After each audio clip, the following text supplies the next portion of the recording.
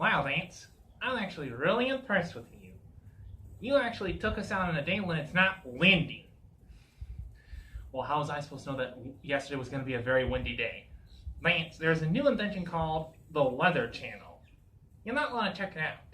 It'll be worth your while. Speaking of which, fix yourself up.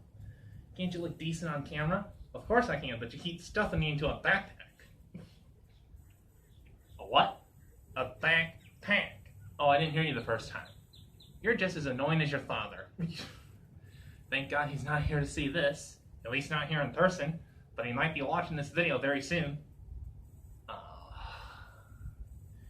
Well, if that guy has a sense of humor like I know he does, he should laugh. Today's a much more beautiful day than it was yesterday. Yesterday it was so windy I thought I was going to fly through the air. I was going to be a Superman without his red cape. You're laughing. At my age, that's actually possible. You're not as strong as you used to be.